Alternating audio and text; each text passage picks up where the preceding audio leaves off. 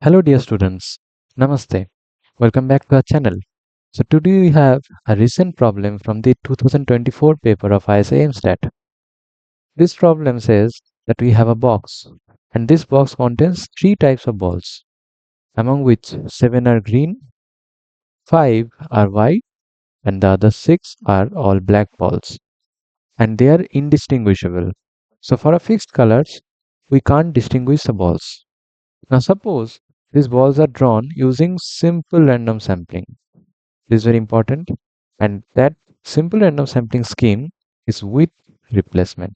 So this is the most important part, that we are drawing the observations or the balls using simple random sampling with replacement. So each time we are drawing a ball, we are basically replacing that back. So with each draw, the number of balls that are in the box is remaining unchanged, and this we are doing until balls of all colors are obtained. Now suppose we are drawing these balls until we obtain all the balls. Now n denotes the minimum number of draws needed to achieve this. So as you all can understand, n will depend on the type of balls that we have obtained initially. Suppose we have obtained one of each type of ball in the first three draws, that is green, white and black. Then n will be 3. So in that manner, n is a random variable that we can clearly understand. Our goal is, the problem says that we have to find out probability n greater than n and also the expected value of the random variable capital N. Okay, so let's see how we can solve that. First, we should try to analyze different realizations of n and to understand that what type of values it take and how can we actually tackle with those values, or actually we can find out the required quantities. So as you all can understand, n has to be minimum 3, right? Because there are three type of balls. So we have to draw at least three balls. So this is there. Now suppose n is 5. So for n5, a possible realization that I have written down over here is this, that first you are obtaining green, then black, then again a green, and finally you are obtaining white. That is the last type of ball obtained with the last observation. So obviously the new color has to be obtained at the last draw, or I mean the last new color. The unobtained new color so far should be obtained at the last draw, right? So if n is greater than 5, naturally that means that in the first 5 draws, we have not obtained all the three colors. So this is very important. And I hope that you all can understand why we are moving on, right? Basically, we are trying to find out n greater than small n.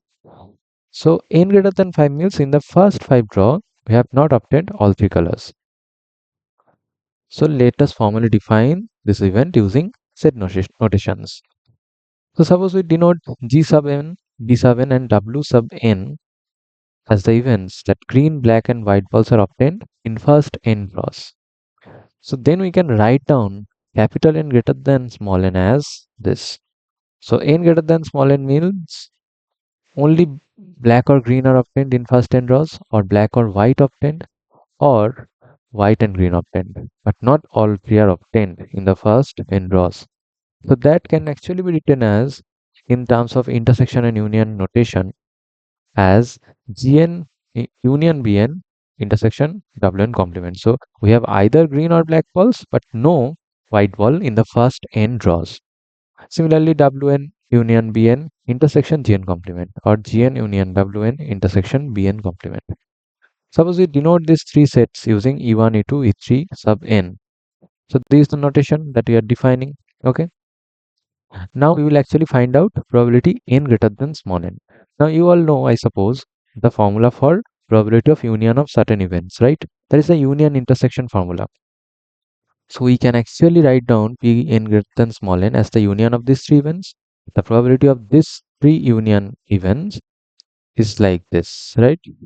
So we all study this for two events, that is probability A union B is probability A plus probability B minus probability A intersection B. Here also the same thing will be generalized. We'll have intersection up to order 3. So we will now see how this individual terms look like. So just probability of a single event, that is fine. But what about the intersections between any two. So suppose we take E1 intersection E2. That means we have either green or black but no white. Intersection we have either white or blue but no green. So if you compute, you will actually see that will give you by elementary notations you can actually compute that. So that will give you black and no green and no white because we are actually obtaining these sets from here, right? So no white and no green are here only. So this is the intersection term. Now that means in the first n row we are actually obtaining only black, no green, no white. Or similarly we are obtaining just green, no white, no black, like that. Okay, so I think now you all can calculate the probabilities. This will be the values. This will be the values. So suppose we are calculating probability of green and black and no white. So we have 7 green, we have 6 black, and we have 5 white. So we will have 7 plus 6 over 18 as a probability for an outcome of only green and black balls in first n rows, right? So that will be 13 by 18. Similarly, we will get the other terms. For the intersection terms, we will have suppose of probability of only black balls in the first n row. So there are 6 black balls. So each time we will have 6 by 18 probability for n rows. So that means 6 by 18 power n. Now why is that power n? Because we are doing it with replacement sampling, right? Each time we are replacing the balls and we are not taking out one and one ball. Otherwise, this would not have been continued till infinity. Basically, n can take any value, right? But if it was without replacement, n would have been finite. So it is there. And also one very important point that I missed out, that we can actually show the intersection of all these three terms will be phi. And I guess you can understand why, right? Because that means we are actually having no type of ball in first n row. So neither white, neither green, neither black. So that is obviously impossible event, right? We will obtain at least one type of color. So that is automatically zero. So we'll just have the first two terms here. So after calculation, you will obtain probability n greater than n as this. So the sum of the first terms, individual probability of each set E1i or E1j like that, or E2n, E3n like that, and minus the pairwise intersection probabilities. So that will be true for n greater than equal to 3. Now suppose n is 1. That means n capital N greater than 1. That probability has to be 1, right? Because we know n is with probability 1 greater than equal to 3. So for 1 and 2, we don't need to check. It is just 1. For n greater than equal to 3, this probability will decrease and this will take this kind of form, right? Okay. Now you can actually also verify that suppose you only use this formula only and you put n equal to 1 here. So that will give you 13 plus 11 plus 12 minus 6 minus 7 minus 5. So that will actually give you 13 plus 11 means it is 24 plus 12, that is 36, minus 6, 7, 5, that is 18. 36 minus 18 is 18. In the denominator also you will have 18, so that is 1. And you can actually verify for both n equal to 1 and 2, this formula is also true. That's very interesting. You can think why this actually holds even for n equal to 1 or 2. So yes, you can just give it a thought. So that means we have probability n greater than n. And that is the answer for the first part. Now what about the second part? Well, we actually have something here, right? Because we can actually compute expectation in terms of the probabilities, probability n greater than small n, isn't it? Because we can write expectation of n as 1 times probability n equal to 1 plus 2 times probability n equal to 2, like that. Now this means we can actually take the terms from probability n equal to 1 up to infinity, then we can take from n equal to 2 up to infinity, and like that we can continue. Now this is actually probability n greater than equal to 1, this is probability n greater than equal to 2. That means we have sum over j equal to 0 to infinity, probability n greater than j. Now if we just take out 1, the sum will become probability n greater than j, where j is starting from 1. Why I'm taking out 0? Because obviously n equal to 0 will be 1. And this formula doesn't get old, or if you put n equal to 0, this will not be satisfied. You can just check that will just give you 0. This probability is 1. So 1 plus we have the sum of j 1 to infinity, this form, right? Now these are all geometric terms. So if you are summing up, you're basically having a geometric series, and we will have 6 such geometric series.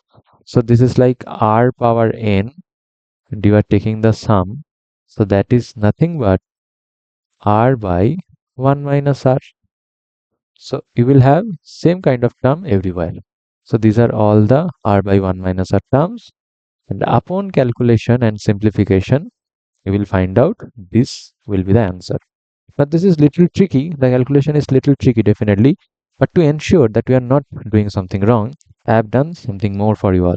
And this is the interesting part. Okay. So this involves coding. Now what I have done, I have written a code in R. That code basically simulates this situation. So it simulates that box from which you are drawing balls with replacement. Now the function that I have defined is named as simulate draws. Now I will provide the code for this in the description, and you can see sequence of colors obtained. It gives us defined random realizations of the function, and you can all see that it is stopping at the end whenever you are obtaining a new type of color like white, black, green. So for this, what is the realization for it? So that is 4, right? Similarly, white, black, green. Okay, so this is quite a long sequence, that is 7. Similarly, there are other long sequences and short sequences as well. There is this 3 length sequence, white, black, green. So you all can understand this is basically simulating the situation. Obviously, you have to put things carefully, how many number of balls we have. So all those things are given, and you all can check out in the code that I will provide in the description. Okay. And if you have R and you understand R language, you can just also simulate and play it with a little bit. Okay. So we have obtained this. Now we can also calculate the expectation, right? So what I have done, I have used simulation and Monte Carlo estimation. So I will basically repeat this experiment quite a large number of times, and each time I will obtain a value or a realization of n. Now if I calculate the sample average of all those realizations, that will give me the actual mean, right? Or that will slowly tend to the actual mean because of law of large number, or you can say central limit theorem, but to be precise, it is weak law of large number. So we are actually showing that the sample mean is going to the population mean, and also strong law of large number, SLLN. So this is it. Now mean number of draws, that is 5.597, and I think I have used around 1000 draws. So this is the frequency distribution, kind of the histogram that is unscaled here, but you all can understand that this graph is quite intuitive. It starts from 3, and it has this kind of a decaying kind of EMF. So that actually signifies that what the calculation that we have done is all right. Okay, because this value is quite close to the actual value. You all can try increasing the value of n, maybe simulate many times, and see that this value is getting more and more closer to the actual mean. Okay, so this is all about this video. I hope you have enjoyed it, and please do consider seeing other videos in our channel as well. Till then, bye. Take care. Hare Krishna.